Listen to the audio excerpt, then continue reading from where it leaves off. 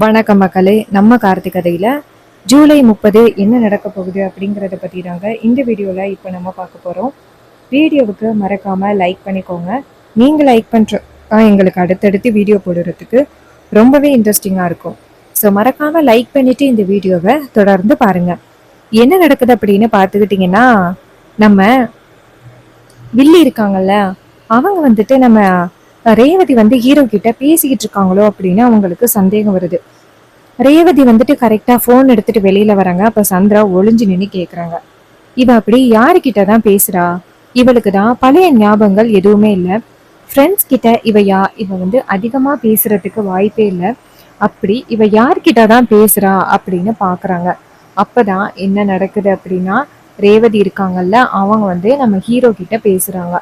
அது எல்லாத்தையுமே நம்ம சந்திரா கேட்டுறாங்க. கேட்டதும் சந்திராவுக்கும் ரொம்பவே அதிர்ச்சியா இருக்கு. அடி பாவி, அப்ப இத்தனை நாளும் அந்த டிரைவர் பையன்கிட்ட பேசிக்கிட்டு நம்ம கிட்ட நாடகம் போட்டுக்கிட்டு இருந்தியாடி அப்படின்னு சொல்லிட்டு ரொம்பவே அதிர்ச்சி ஆகுறாங்க நம்ம சந்திரா. ஸோ இதை விடக்கூடாது, இவளை ஃபாலோ பண்ணிக்கிட்டு போனாதான் இவ என்னெல்லாம் பண்றா அப்படிங்கிறத அக்கா கிட்ட நம்ம ஆதாரத்தோட நிரூபிக்க முடியும் அப்படின்ட்டு அந்த வில்லி என்ன பண்றாங்கன்னா, நேரா ரேவதியை ஃபாலோ பண்றாங்க. ரேவதி நேரா கோயிலுக்கு போயிட்டு நம்ம ஹீரோவை சந்திக்கிறாங்க. அப்ப ஹீரோ சொல்றாரு, ரேவதி, இந்த மாதிரி நம்ம அடிக்கடி சந்திக்கிறது நல்லது கிடையாது. உங்க சித்தியோ இல்ல உங்க அம்மாவோ பார்த்துட்டா அது நமக்கு ரொம்ப பெரிய பிரச்சனை ஆகும் அப்படின்னு. இதை கேட்டதும் ரேவதி சொல்றாங்க, இங்க பாருங்க, அப்படியெல்லாம் அவங்களுக்காக நான் பயந்து உங்களை பார்க்காம இருக்க முடியாது, சரியா அப்படின்னு. அதுக்கு ஹீரோ சொல்றாரு, இல்ல ரேவதி, நம்ம 2 பேருமே கடைசி வரைக்கும் எந்த பிரச்சனையும் இல்லாம சந்தோஷமா இருக்கணும் அப்படின்னா நம்ம இது எல்லாத்தையுமே கிராஸ் பண்ணி தான் ரேவதி ஆகணும் அப்படின்னு. இதை கேட்டதும் ரேவதியும் சரி அப்படின்னு சொல்றாங்க. அப்போ சந்திரா இதையெல்லாம் பார்த்துட்டு செம்ம ஷாக் ஆகுறாங்க. பேசினதை பார்த்துட்டு நம்ம சந்திராவுக்கு ரொம்ப அதிர்ச்சியா இருக்கு. அப்ப இத்தனை நாள் இவன் நம்ம கிட்ட போய் சொல்லிக்கிட்டு இருந்திருக்கா அப்படின்னு சந்திரா என்ன பண்றாங்கன்னா அப்படியே வீடியோ எடுக்கிறாங்க. ஸோ வீடியோ எடுத்துட்டு நேரா நம்ம சந்திரா வீட்டுக்கு வராங்க. வீட்டுக்கு அவங்க அக்காவை கூப்பிடுறாங்க. ஈஸ்வரி அந்த இடத்துக்கு சொல்லிடி, என்னாச்சு, ஏண்டி இப்படி சத்தம் போட்டுக்கிட்டு கிடக்குற அப்படின்னு. அதுக்கு சந்திரா சொல்றாங்க, அக்கா, உன் பொண்ணு உனக்கு மிகப்பெரிய ஒரு துரோகத்தை பண்ணிட்டாக்கா. எப்படிதான் உனக்கெல்லாம் துரோகம் பண்ணணும் அப்படின்னு அவளுக்கு தோணுதோ. என்ன சொன்னா, அந்த டிரைவர் பையில சுத்தமா பிடிக்காது, அவன் முகத்துல முழிக்கிறதுக்கே விருப்பம் இல்லை அப்படின்னு சொன்னால, இப்போ அந்த டிரைவர் பைய கூட நின்று கோவில்ல பேசிக்கிட்டு இருக்கா. என்ன சொல்லிக்கிட்டு இருக்கா தெரியுமா? உங்களை தவிர்த்து வேற யாரையும் நான் கல்யாணம் பண்ணிக்க மாட்டேன், எங்க அம்மா சொல்றத நான் கேட்க மாட்டேன் அப்படின்னு சொல்லி அவ்வளவு தைரியமா கோவில்ல நின்று எல்லாருக்கும் முன்னாடியிலையும் பேசிக்கிட்டு இருக்கா. அப்ப அவ மனசுல என்ன இருக்கு? அந்த டிரைவர் பைய தான் இருக்கான். உங்ககிட்ட நல்லா நடிச்சிருக்காக்கா. ஏதோ எனக்கு என்னமோ இது அந்த டிரைவர் பைய அப்புறம் ரேவதியோட பிளானா இருக்கும்னு நல்லாவே எனக்கு ஆரம்பத்துல இருந்து சந்தேகமா இருந்துச்சு. இப்போ அது அப்படி கிளியர் ஆயிட்டுக்கா. ஏன்க்கா நீ அவங்க கிட்ட போயிட்டு இப்படி ஏமாறுற? இப்ப என்னக்கா பண்றது அப்படின்னு கேக்குறாங்க. இதை கேட்டதும் ஈஸ்வரி சொல்றாங்க, சந்திரா, என் பொண்ணு கண்டிப்பா என்கிட்ட பொய் சொல்ல மாட்டா. நீ சொல்றது என்னால நம்ப முடியல. என் பொண்ணு கண்டிப்பா அப்படி பண்றவ கிடையாது. அதுக்கு சந்திரா சொல்றாங்க, அக்கா, என்கிட்ட ஆதாரம் இருக்கு, இங்க பார் அப்படின்னு சொல்லிட்டு போட்டோவை காமிக்கிறாங்க. அதுல நம்ம ஹீரோவும் ஹீரோயினும் ஒன்னா நின்றுட்டு இருக்காங்க. இதை பார்த்துட்டு பேரதிர்ச்சி ஆகுறாங்க ஈஸ்வரி. என்னடி இது அப்படின்னு. அப்ப சந்திரா சொல்றாங்க, ஆமாக்கா, இது எல்லாமே உண்மைதான், உன் பொண்ணு உன்கிட்ட போய் சொல்றா அப்படின்னு. அப்ப ஈஸ்வரி சொல்றாங்க, அந்த டிரைவர் பையன் என்னை நம்ப வச்சு ஏமாத்திட்டான். அதுக்கு சந்திரா கேக்குறாங்க, என்னது நம்ப வச்சு ஏமாத்திட்டான், என்னக்கா பண்ண அவன்? அதுக்கு ஈஸ்வரி சொல்றாங்க, இங்க பாருடி, அவன் என்கிட்ட ஒரு டீல் பேசினான். இது மாதிரி கோவில் கும்பாபிஷேகத்துக்கு மாமாவை நான் அனுப்புனா அவன் வீட்டுக்கு ரேவதியை கல்யாணம் பண்ணிக்கிறதுக்கு விருப்பம் இல்லை அப்படின்னு சொல்றேன்னு சொன்னான். உடனேயே நான் அவன் பேச்ச நம்பி சரின்னு சொல்லி நானும் சரின்னு சொன்னேன். ஆனா அவன் எனக்கு இவ்வளவு பெரிய துரோகத்தை பண்ணிட்டானே. இப்போ ரேவதியை கூப்பிட்டு வச்சு பேசிக்கிட்டு இருக்கான் அப்படின்னா அவன் ஆள் மனசுக்குள்ள வேற ஏதோ பிளான்ல இருக்கான் அப்படிங்கிறது வெட்ட வெளிச்சமா தெரியுது. அவன் எனக்கு இவ்வளவு பெரிய துரோகத்தை பண்ணுவான் அப்படின்னு நான் எதிர்பார்க்கவே இல்லை. அவனை நான் சும்மா விட மாட்டேன் அப்படின்னு. அப்ப சந்திரா சொல்றாங்க, அக்கா, அப்போ நீ அதுக்குதான் கும்பாபிஷேகத்துக்கு மாமா போறதுக்கு ஒத்துக்கிட்டியா? இப்பதான் அவங்க 2 பேருமே நடிக்கிறாங்க அப்படின்னு தெரிஞ்சு போச்சு. அப்புறம் ஏன்க்கா நீ டைம் கொடுக்குற? நீக்கு டைம் கொடுக்காதக்கா அப்படின்னு ஈஸ்வரி சொல்றாங்க. எப்படி சந்திரா, இங்க பாரு, நான் கண்டிப்பா வந்துட்டு விட மாட்டேன், வீட்டுக்கு வரட்டும், நான் கேக்குறேன். அப்ப சந்திரா சொல்றாங்க, இங்க பாருக்கா, அவ வாயிலேருந்து உண்மையை வர வைக்கணும். அவ வீட்டுக்கு வந்ததோட அவகிட்ட சொல்லு, இது மாதிரி கல்யாணத்துக்காக அலைன்ஸ் பார்த்துக்கிட்டு இருக்கேன், உனக்கு ஒரு நல்ல வரனா வந்திருக்கு, அவனை நீ கல்யாணம் பண்ணிக்க அப்படின்னு நீ சொல்லு. கண்டிப்பா அவ முடியாது அப்படின்னு சொல்லுவா. அதுலயே பிரச்சனை வர்றதுக்கு வாய்ப்பு இருக்கு, என்ன சொல்ற அப்படின்னு. இதை கேட்டதும் ஈஸ்வரி சொல்றாங்க, ஆமா சந்திரா, கண்டிப்பா அதுலயே பிரச்சனை வர்றதுக்கு வாய்ப்பு இருக்கு. வீட்டுக்கு வரட்டும், அவகிட்டயே நான் என்னன்னு கேக்குறேன், அவளே பதில் சொல்லிடுவா அப்படின்னு. அதே நேரத்துல ரேவதி வீட்டுக்கு வராங்க. ரேவதி வீட்டுக்கு வந்ததும் ஈஸ்வரி ரேவதிய பார்த்து, ரேவதி ஒரு நிமிஷம் நில்லு அப்படின்னு சொல்றாங்க. ரேவதி கேக்குறாங்க, சொல்லுக்கா, சொல்லம்மா என்னாச்சு அப்படின்னு. ஈஸ்வரி கேக்குறாங்க, எங்க போயிட்டு வர அப்படின்னு. ஹீரோயின் சொல்றாங்க, அம்மா நான் கோவிலுக்கு தான் போயிட்டு வந்தேன், வீட்ல நிறைய பிரச்சனைகள் நடந்துகிட்டு இருக்குல்ல, சோ அதுக்காக நான் சாமி கும்பிட்டு வந்தம்மா. ஏமா ஏதாவது பிரச்சனையா அப்படின்னு. ஈஸ்வரி சொல்றாங்க, இங்க பாருடி, நீ வந்துட்டு அந்த டிரைவர் பையல பார்த்துட்டு வந்தியா அப்படின்னு. ரேவதி சொல்றாங்க, சேச்சே, நான் எதுக்கு அவரை பார்க்க போறேன், அத்தனை பேருக்கு முன்னாடி என்னை கல்யாணம் பண்ணிக்கிறதுக்கு விருப்பம் இல்லை அப்படின்னு சொன்னாருல்ல, அப்பவே நான் அவரை சுத்தமா வெறுத்துட்டேன், சோ நான் அவரை பார்க்க மாட்டேன், நீ ஏமா கவலைப்படுற அப்படின்னு. இதை கேட்டதும் ஈஸ்வரி சொல்றாங்க, சரி, உனக்குதான் அவரை பிடிக்கலையே, உன்னை இதே மாதிரி வச்சிட்டு இருக்க முடியாது, ஏதோ கடைசியா நடந்த கல்யாணம் சரி வரல, அதான் உனக்கு ஒரு நல்ல அலைன்ஸா பாத்திருக்கேன், என்ன சொல்ற, நீ பேசாப்ல அவங்கள கல்யாணம் பண்ணிக்கிட்ட அப்படின்னா உன் லைஃப் நல்லா இருக்கும், சொல்லு ரேவதி அப்படின்னு. இதை கேட்டதும் ரேவதி ஷாக் ஆகுறாங்க. என்னடா இது, அம்மா திடீர்னு இப்படி சொல்றாங்களே அப்படின்ட்டு. ரேவதி சொல்றாங்க, அம்மா இப்பதான் எனக்கு நீங்க ரீசெண்டா கல்யாணத்துக்கான ஏற்பாடுகள் பண்ணி நான் ஒருத்தரை கல்யாணம் பண்ணிக்கணும் அப்படின்னு சொன்னீங்க, நீங்க சொன்ன மாதிரியே நான் வந்துட்டு அந்த பையனை கல்யாணம் பண்ணிக்கிறதுக்கு ஒத்துக்கிட்டேன், மனமேடை வரைக்கும் போய் அவன் நல்லவன் இல்லை அப்படின்னு தெரிஞ்ச பிறகு கல்யாணத்தையே நிப்பாட்டிட்டோம். அம்மா மறுபடியும் இந்த மாதிரி ஒரு பெரிய ஒரு அதிர்ச்சியை சந்திக்கிறதுக்கு நான் இல்லம்மா, எனக்கு வேண்டாம். ஈஸ்வரி சொல்றாங்க, இங்க பாரு, இந்த வாட்டி நான் பாத்திருக்க மாப்பிள்ள ரொம்ப நல்லவன், அவன் கண்டிப்பா உன்னை நல்லபடியா பாத்துப்பான், என்ன சொல்ற அப்படின்னு. உடனே ரேவதி சொல்றாங்க, இங்க பாருமா, எனக்கு கல்யாணம் வேண்டாம் அப்படின்னு.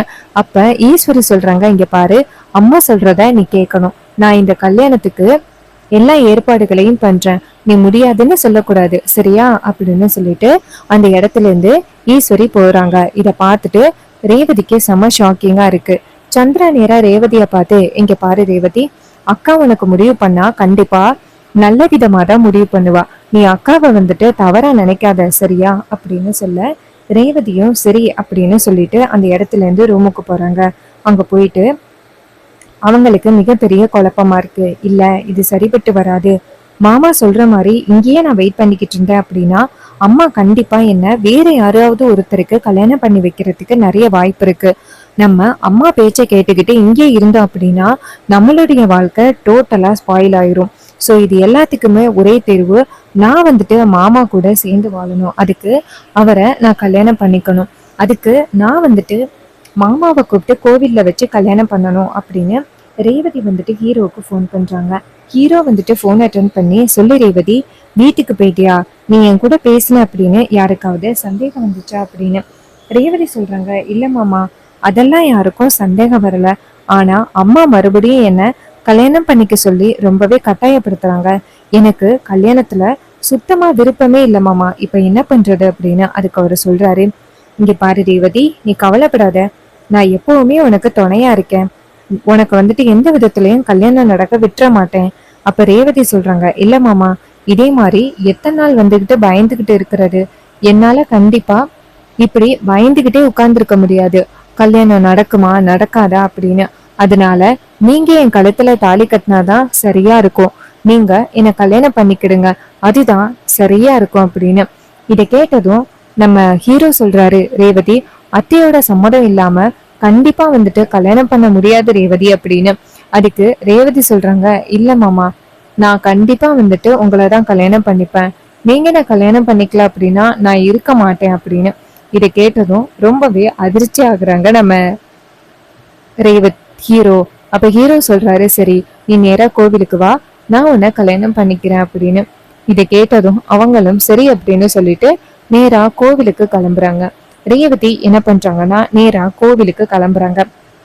அப்ப சந்திரா வந்துட்டு ரேவதிய பார்த்துட்டு, அக்கா வந்து உன் மேல எந்த அளவுக்கு பாசமா இருக்கா தெரியுமா, நீ எப்பவுமே சந்தோஷமா இருக்கணும் அப்படின்னு அவ நினைச்சிட்டு இருக்கா. நீ என்னடான்னா அக்காவை வந்துட்டு இப்படி பேசிக்கிட்டு இருக்க. அக்கா சொன்னதை கேட்டுட்டு அக்கா சொன்ன மாப்பிள்ளைய கல்யாணம் பண்ணிக்கிறதுக்காக நீ சரின்னு சொல்லு. அப்ப ரேவதி சொல்றாங்க, இங்க பாருங்க சித்தி, என்னோட லைஃபை பொறுத்த வரைக்கும் நீங்க வந்து இடையில பேசணும் அப்படின்னு அவசியம் இல்லை. உங்க பேச்ச நான் கேட்கவும் மாட்டேன் அப்படின்னு. இதை கேட்டதும் ரொம்பவே அதிர்ச்சி ஆகுறாங்க சந்திரா. என்னடா இது இவ இப்படி பேசுறாளே அப்படின்னு. ரேவதி வந்து நேரா மாடிக்கு போறாங்க. அங்க போயிட்டு நேரா ஹீரோவுக்கு ஃபோன் பண்ணி நான் வந்துட்டு உங்களை கல்யாணம் பண்ணிக்கணும் அப்படின்னு சொன்னதும் ஹீரோ சொல்றாரு, என்னாச்சு ரேவதி அப்படின்னு. அப்ப ரேவதி சொல்றாங்க, நீங்க வாங்க மாமா, உங்களை கல்யாணம் பண்ணியே ஆகணும். எங்க அம்மா வர வர வந்துட்டு எவனோ ஒருத்தனை கல்யாணம் பண்ணிக்க சொல்லி ரொம்பவே கட்டாயப்படுத்துறாங்க. என்னால இந்த வீட்டுல இருக்க முடியாது. நீங்க வாங்க மாமா அப்படின்னு சொன்னதும் நம்ம ஹீரோவும் சரி ரேவதி, இதான் உன் விருப்பம் அப்படின்னா நான் வரேன் அப்படின்னு சொல்லிட்டு நம்ம ஹீரோ வந்துட்டு நேரா கிளம்புறாரு. நேரா எங்க போறாரு அப்படின்னா ரேவதியை கூட்டிக்கிட்டு கோவிலுக்கு வராரு. அப்ப அங்க வந்ததும் நம்ம ரேவதி சொல்றாங்க, இங்க பாருங்க மாமா, இனிமே நம்ம 2 பேருக்கும் கல்யாணம் ஆகிருச்சு அப்படின்னா நம்ம 2 பேருமே யாராலையுமே பிரிக்க முடியாது அப்படின்னு.